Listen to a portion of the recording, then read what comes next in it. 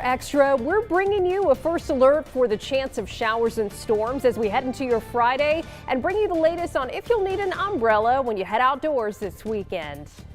And it's Thursday, so that means a new update to the drought monitor. We tell you if it's improved and if previous rain events have helped lessen the remaining drought. Live on your side. First Alert Weather Extra starts right now. And we thank you for staying with us here for First Alert Weather Extra. Lauren joins us again. And Lauren, despite models telling us, more storms today, watch it, the coverage has been very isolated today. It has. As you were just mentioning, though, we are finally beginning to see things pop off. It's just that type of pattern where you can't trust the models. Yeah, and you may be thinking, well, wait a minute, I haven't seen a drop of rain today, but we're in this pattern where a storm or shower could just pop up even tonight, throughout the day tomorrow. It's an unsettled pattern we're in right now. So we're watching the radar closely, and that's the next big thing for us is we're going to see more of these isolated showers and pop-up showers and storms through tomorrow. This weekend, though, I do think we'll see more of a setup like this where it's a bit more isolated in coverage. It looks like plenty of breaks, and as we've been saying, it's not a washout. Don't cancel any big plans just yet. Let's watch the radar, see what happens here, because a lot of times with these, we had some rain around Coleman earlier. It passes through fairly quickly and then the sun's back out. It's kind of like a summer-like setup that we're in right now. But we do have some heavy downpours, although they're very isolated. There was some heavy rain that moved through Coleman. Now it's almost out of the county here. It's north of Vinemont, moving into the Falkville area. We do have lightning detected, though, with this cell. This is a storm. You see there's a lightning strike with this. That's moved north to Jasper. This is in the Arley area. This is out around Duncan Bridge, tracking north of Curry and points north there around Smith Lake. You need to be off the water because there is a threat of cloud-to-ground lightning. But if you're in Crane Hill, Arley areas, expect impacts here over the next 15-30 minutes as that tracks to the north. I was noticing we're going really close. This is in the Lawley area. We're going into getting into the southern part of the coverage area here, parts of Chilton and Shelby County. I've been seeing a couple of isolated showers to the far south. Actually, that was over in the eastern part and the southern part of the coverage area. We've seen some isolated showers. Also around Millport along Highway 96, a little downpour. That's moving to the north. And there was a little bit of rain, looked like a couple of pop-ups trying to develop around the Birmingham area. So we'll go in for a closer look. I'll have more radar updates, but just know tonight we need to stay on alert for the possibility of a thunderstorm or passing shower. More of those tomorrow during the day. We stay in this pattern, but again, I still think some opportunities to wash the car, mow the lawn, outdoor, get a walk in tomorrow. Just know that the afternoon, those clouds thicken up, and as we heat up, we need to stay alert. And even this weekend, the rain coverage, though, is more widely scattered. It's not as concentrated. Saturday looks like the day we really need to watch here as far as the better chance this weekend. Now, Sunday, Lauren talked about this earlier. There's a chance that some storms may try to sneak in from the northwest, but we do have another front that moves in, and that deeper moisture gets pushed further south. And may actually notice, even for North Alabama, a break in the humidity by Sunday evening. But Monday and Tuesday and next week, we do trend dry. It looks like mainly dry conditions, very isolated until the middle to end of next week. And that's when those rain chances will start to go up. But it is April, and so far this April, no tornadoes in our coverage area. Thankfully, I know that this has been a time or month when we've had some of our most active weather. It's been almost 14 years since the devastating tornado outbreak on April 27th, when more than 200 people tragically lost their life across the state of Alabama. And your Tuscaloosa reporter Brian Henry joins us as he talks to two people who will never forget the day and how they're remembering those lives that were lost on April 20th. April 27, 2011 was a day Billy Green cannot possibly erase from his mind or his phone. We knew it was going to be a significant event. Was it ever? Around 5 p.m. that day, the county EMA building took a direct hit with almost a dozen people inside, including Green. You started to hear a roar, ceiling tiles started dancing and everything, and ears started popping. And that's when I was you couldn't say anything else other than I went, that's it. The storm leveled much of the compound, but there were no injuries. It's rough. There's a lot of people that were lost in that storm. More than 500 miles away from Tuscaloosa and Dallas, Darlene Harrison remembered her daughter Ashley Harrison, who was just days away from graduating at UA. And Ashley, of course, is our only child. So for us, it's very deep. Harrison's body was found 65 yards away from a rental home in Tuscaloosa. The owner of the land made a memorial garden marking the spot where Ashley was found. It still stands today.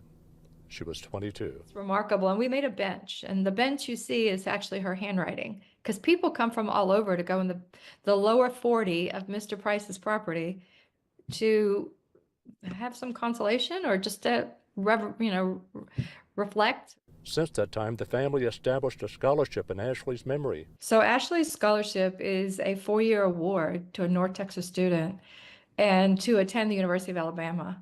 And it is going on now. That was my office. The storm that injured, killed, and took away left its mark, one still being talked about and remembered. I can't wait for the day that I can hug her again. 14 years later. Join us on Weather Extra tomorrow as we take a deeper dive into that day and why that event is considered generational in terms of severe weather events. Lauren? Well, Wes, we're certainly thankful that the weather has been behaving here across central Alabama. Now, today is Thursday, so technically we have an update on the drought monitor. There's really not much drought to speak of, though. We've seen some really beneficial rainfall for the month of April across central Alabama. So you can see really the only spot that is abnormally dry is over into parts of Sumter, Greene, and Hale County. So all in all, looking good on the drought monitor. We can just take a look at what those rainfall totals have been thus far this month. You can see from Birmingham to Tuscaloosa, about 4.5 to 5.5 inches of rain. Tuscaloosa and Anniston are already at a surplus. Birmingham could still get a little bit more rain, but hey, we've still got rain chances in the forecast through the end of the month. But this comes as dry conditions back out to our east are causing a burn ban, or out to our west are going to be issued. So out to the west in Nebraska, the Plum Creek fire burning over 6,000 acres. The challenging terrain and high winds complicating the firefighting efforts. Governor Jim Pillen signing the executive order for the burn bans on Wednesday through April 30th due to the continued wildfire risk and dry conditions.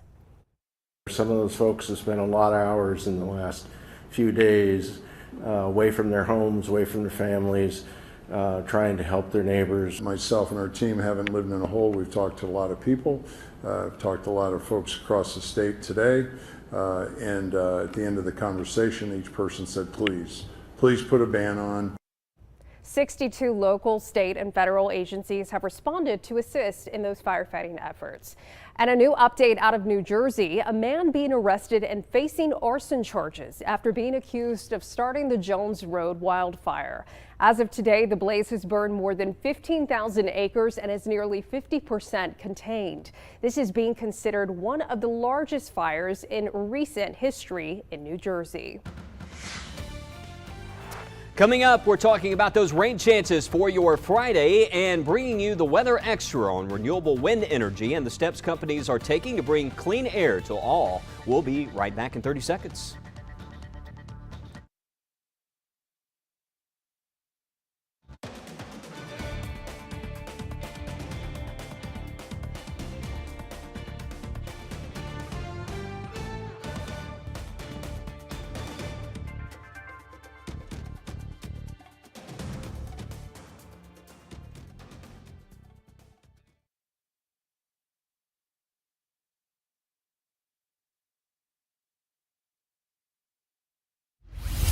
All right, time to go in for a closer look on radar. A couple of pop-up showers in the Birmingham area. First off, Fultondale. We got some rain falling now. A little cell right there around Fultondale Elementary. That's going to track to the north. So Gardendale, this is moving in your direction right there around Walker Chapel. So some rain happening, may turn into a storm. Let's see if that continues to develop. And also a little shower crossing right around Columbiana Road here and over towards Mountain Brook and English Village. It was moving over Shades Mountain to the north. So some rain moving towards the Birmingham area, and that will continue north towards Avondale. You can see right there, if you're in Redmont Park and over towards Highland Park, first alert, that's moving in your direction. But a couple of showers, nothing too extreme at this time. There's a downpour also around Smith Lake. We were seeing some lightning with this. right here around Arley and Smith Lake. That's tracking to the north, so this is where we're going to have some of the heaviest of the rain that we see in the area, but very confined wet weather at this time. We'll see more widespread coverage. It looks like, again, another chance for that tomorrow, and then over the weekend, rain chances start to back off again. We'll talk more about Saturday and Sunday and next week coming up. Let's go back to Lauren. Well, Wes, as we continue our coverage of Earth Week, we bring our attention to the executive order pausing leases on federal waters for offshore wind projects. On this week's Listening to America, senior national correspondent Peter Zampa is in Rhode Island, where the wind industry is navigating choppy waters. Just a few miles east of where I stand right now sits the Block Island Wind Farm, the first commercial wind farm in the United States. Mike Sutherland, an engineer here in Rhode Island, says the future of this renewable energy could be in jeopardy. Tiny development compared to others, but it's the first one in the States. We were doing some inspections on those turbines last fall, and they're in good shape. Mike looks out on the 5 turbines at Block Island, powering thousands of homes. For years, his job, assessing conditions in the ocean before building these farms. These turbines are no joke in terms of the contribution they can make. But he says the industry has been jittery since Inauguration Day. The two fastest reactions I feel are rage and despair. That something that I think can really help people in many ways about providing, an ongoing source of energy. President Trump made "Drill, Baby, Drill" a calling card during his campaign. The slogan's still in use. We have more liquid gold under our feet than any nation on earth. Drill, baby, drill. He wants America to be energy dominant, fast-tracking natural gas and oil projects. But the president has a history of disdain for big, ugly windmills, in his words. He argues they're eyesores and kill whales, a claim scientists like Mike say is baseless. The administration also questions the reliability of the energy source. You're not going to be getting the same generation out of the turbines all the time. That's an engineering problem. There was a long technical learning curve for the oil industry to become what we know it is now. Why would wind be any different? Give us a couple of decades and we'll have some pretty mind-blowing storage solutions. You can't simply put your foot down now and say, well, it's been here for 2 years and you haven't already solved all the problems, so obviously you're a failure. That is not forward thinking.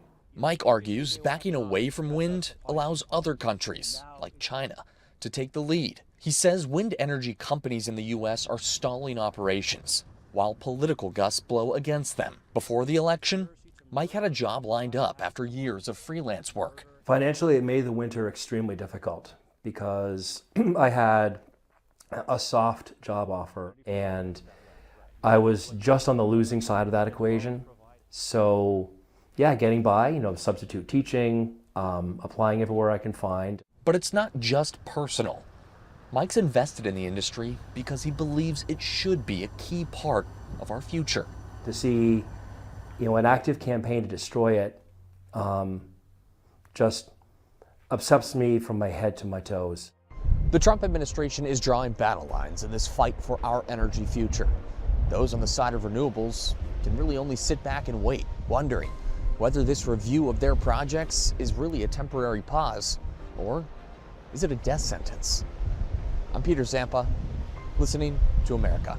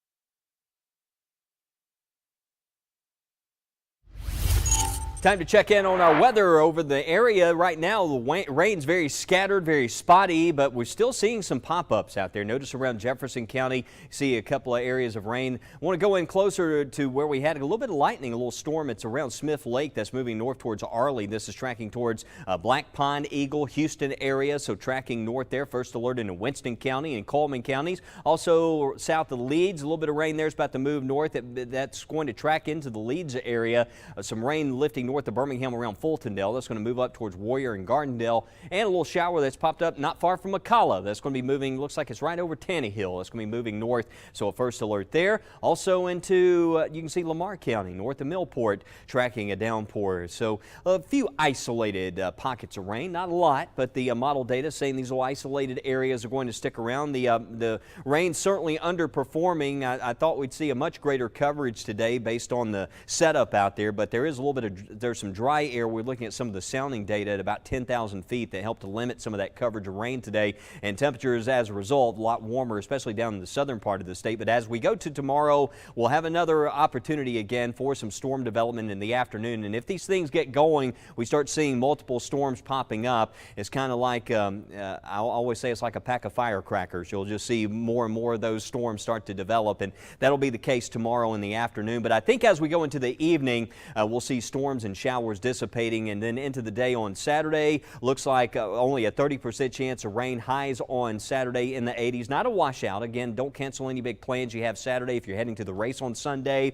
Just note that there could be a couple of isolated storms this weekend. That chance is there. What's going on this weekend? We have another front. We've had a front stalled out, and the reason, this time of the year, the upper air winds, they become more what we call zonal, moving west to east, southwest to northeast, and we're in that kind of pattern. There's not enough upper support to push these fronts through, and there's another one that moves in. It may go far enough south to where we could see some drier air try to slip in later on Sunday. Just can't rule out maybe a shower or storm as we go into Sunday, so that's why we have a 30% chance of rain. So just keep an eye on the First Alert weather app and the radar over the weekend, just in case we have a passing storm this weekend. Notice we went a little bit cooler there on Sunday. Not a big change. Basically the way it feels out there right now. Upper 70s, low 80s this weekend. Next week we have highs in the 80s. Looks like an increase in showers and storms maybe around Thursday to Friday of next week. But overall, to start the week, rain chances are very limited. But today, even though it was nice the rain held off, had a great opportunity to visit Waterstone Church in Warrior. Waterstone Baptist, the group there invited me out to talk about weather safety and what we do at WBRC, and just had a wonderful visit today. And I got to show you, this is one of our biggest weather fans right here, Joseph Kennedy, checking in today. We had a lot of fun, and you got to see this cake here. Check this thing out. They had this lovely cake, which it's in the news. I don't know, Lauren, if it survived the newsroom, but probably not left. We've got the entire all-weather seasons right there covered on that cake, but delicious, and they did a great job. It was just wonderful group there today, and just thank them so much for welcoming me to Warrior, Alabama. Yeah, Wes, that was such a tasty and beautiful cake. Now, so we switch gears here and look beyond the 7-day. Looking at this forecast, the temperature outlook does show that here in the southeast, we are still going to be seeing above average temperatures. This is looking at April 30th through May 4th. So going into early May, not just above average temperatures, but still the possibility of above average precipitation as well. So we could potentially see that more unsettled weather pattern wrapping up the month and heading into May as well. Well, a monumental resolution being passed this week in regards to helping our changing climate. I had the opportunity to speak to members of the gas group here in Birmingham, the Greater Birmingham Alliance for Stopping Air Pollution, as they talk about what the resolution means and how they're hoping it brings positive change to Birmingham. What are some of those issues that we face in terms of being more climate resilient down the road? Yeah, so some of the issues that we face would be trying to get people's stories together and explain the things that they're facing, especially with the climate changing. The way that we've seen it here down in the South is extreme flooding and natural disasters happening and tearing people's homes away. And we're trying to get people to be more resilient and find the ways that we can get our city to take power in that and be able to help us recover, especially when we know that people are already suffering and having a hard time just getting by and surviving.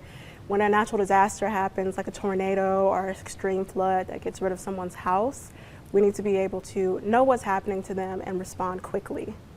So in order to put this climate resolution together, you were kind of talking, Perry, about some of the folks who were involved with this. Who exactly was involved with the climate resolution? I think, if I recall correctly, there was someone specifically within the Birmingham City Council as well. Yeah, so in doing the research, we talked with local environmental groups.